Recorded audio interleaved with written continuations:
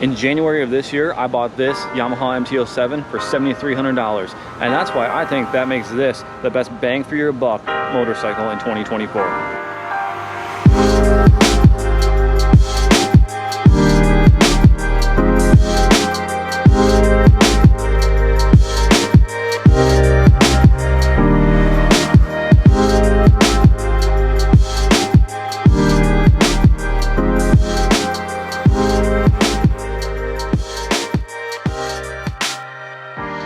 Alley check. Who doesn't like a little bit of alley riding? So guys, Paramoto here. How are you guys doing today? I am doing amazing. I am in the beautiful downtown Wake Forest of Wake to talk to you about why I think the 2024 Yamaha MT-07 is the best value motorcycle, the best bang for your buck motorcycle of 2024. Like I said in the intro, I bought this bike January of this year for $7,300. So that's $7,300. Then you got tax, title, dealer, and then some parts and stuff like that. So the out the door price wasn't $7,300, just for full disclosure. But the bike itself cost me $7,300, and that's complete fact. The reason why I think that makes the Yamaha MT-07 the most value motorcycle, the best bang for your buck motorcycle, is that anything else you're going to get for $7,300 is going to be one of a few things. The first thing is a true beginner bike. So a true beginner bike is going to be a Ninja 3, 4, 500, maybe not the 500, but I mean kind of the 500 depending on the person, or it's going to be an SV 650 or something along those lines. And this bike, I feel, is the better value than all of those, to be honest with you. For that $7,300, you get a bike that blends in with all the other big bikes on the road. You know, it's got full-size tires and suspensions that make the frame all look like a regular-sized motorcycle. You get a beginner bike, it's gonna look small. This bike fits the bill as a regular motorcycle, which is a big thing for something that costs $7,300. You're gonna get some great stats for that value. This bike has 70 horsepower and about 50 foot-pounds of torque.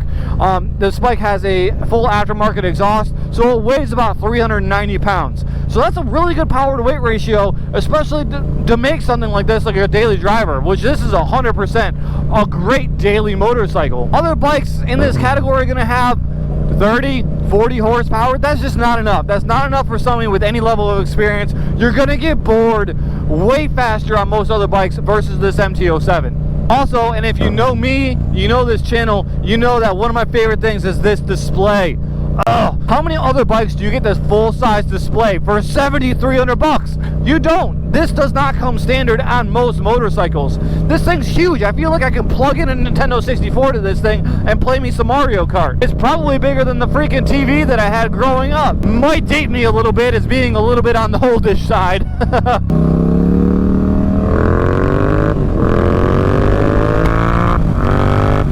I mean, how many other motorcycles in this price category are going to sound like that?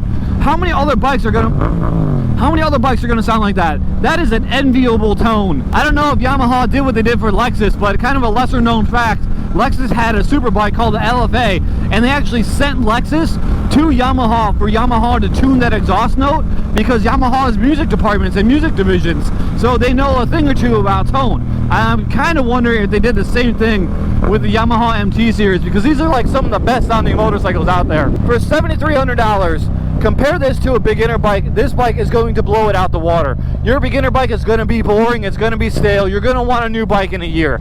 It's going to have 30 or 40 horsepower, it's not going to have much torque. And then if we go and we actually compare this to bikes that aren't a beginner bike in this category, you have a few options. You have an SV 650, and I don't want to crap on anybody's motorcycle, because your motorcycle is your choice, and you know what, your choice is the best thing for you. No hate whatsoever. But the people that I've talked to that have gotten an SV 650 are almost universally disappointed in a year or so's time. I wonder if it just has something to do with a very meek parallel twin that has nothing special about it. As you know, this has got the 270-degree cross-plane crank from Yamaha that just makes everything sound amazing. Other bikes in this category that you might look at would be like the Honda CV. The CV 650 is almost $10,000. So for me, I think that takes it completely out of the conversation as being a competitor bike for this, because $7,300 is not the same as $10,000. And if I'm going to buy a bike like this and it's going to cost me $10,000, it better give me a lot. Honestly, I don't think the CB does that. The only other bike that I would possibly compare this to would be a Ninja 650. The Ninja 650 is a fully paired bike with a traditional kind of lackluster Meek parallel twin. So I don't think it measures up either. I think this is the true dark horse candidate for the best 650, 700 naked upright standard bike. I really do. I think that this makes it just the best option in the class. Just comparing the price and the power and what you get, I think that alone makes this the best bike that you can buy for the money. If you just stack them up, MT-07, 650, you know, SV 650, Ninja 650, CB 650, you stacked all those up and you did like a cross-reference, like does this bike make sense? I don't think it would for a lot of people. I don't think a lot of those bikes would make sense for a lot of people, but I think the MT-07 makes sense for quite a few people. You talk about comparing those bikes and the stats of this bike. $7,300 for a bike with 70 horsepower and longevity, something that you can grow into, is an absolute steal of a bargain. There's nothing else that gives you the value that this bike does, that Yamaha gives you. An MT-07 is almost like you got a bike that is probably going to be worth more in the future. I feel like the MT-07, although increasing in popularity, is almost like that hidden gem. Like, not everybody knows how amazing these bikes are yet, so they're not amazingly popular yet, even though you see them here and there. And once people know how great these bikes are, they're going to start snatching them up. And Yamaha is going to get wind of that and end up eventually ruining that price point. And it's going to go up. But honestly, right now, I'm striking while the iron's hot. This is a fantastic bike for the value. So bringing it up, guys, I once owned a Harley Davidson. My Harley Davidson had a roughly 70 horsepower and roughly the same amount of torque as this motorcycle. And the thing is, the Harley Davidson cost me twice as much. So I'm literally getting the same stats for half the price on this motorcycle. And this motorcycle is actually reliable. You know, not like Harley Davidsons aren't unreliable, but they're not really known for their steadfast reliability like these bikes are, like Japanese bikes are. So besides for the stats and the values and stuff like that, I want to mention something that I haven't heard anybody else mention on the YouTube video reviewing this bike, and that's longevity. So value is one thing, like I got a good bike for a good price, that's one thing. But another thing is, how long am I going to be riding this bike? How long is this bike going to be in my garage? And I think for a lot of other bikes in this price point, you're not going to keep them very long. You're going to get your, you know, little beginner Ninja, and in a year you're going to get bored, you're going to chuck that thing out, and you're going to go and you're going to step up to something else. This bike, I can see me having for a very long time. You know, generally I keep bikes for about 5 years or so. You know, I can see me actually holding on to this bike. Even if I get another bike in the garage, I can see me holding on to this bike because it's just so perfect. It is so good for just a daily commuter around the town. Like I've mentioned before, the maneuverability of this bike, when you're new, it makes it easy to ride. And when you get experience, that means it's easy to ride fast. You start dipping that thing into turns. You start taking this thing on mountain trips and stuff like that. So longevity, being able to really grow into this bike, is a huge positive. There is so much room for growth.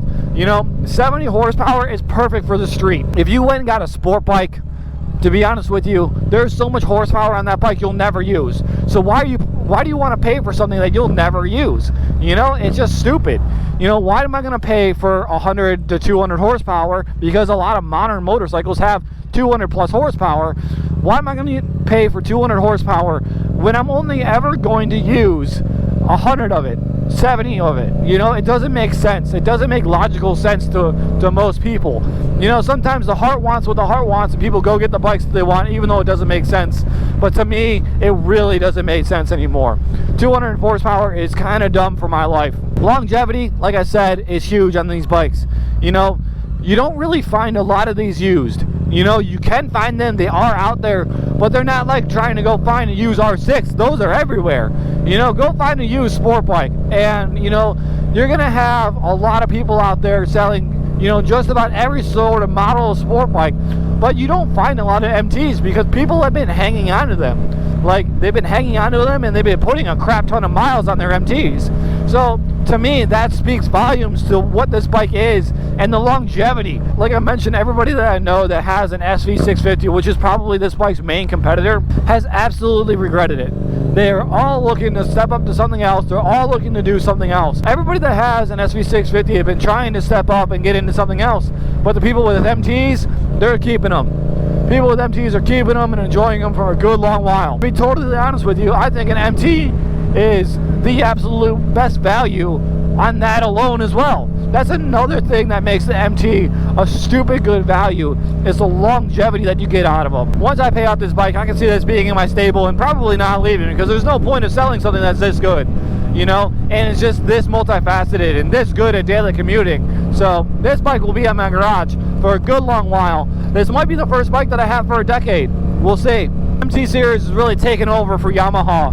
You know, they're really moving away from the race bikes. The R6, the R1s, I believe they've gone through their level of discontinuement and they're doing other things with them. And you know, I think they're still roughly still in production, but they're using this motor in more things.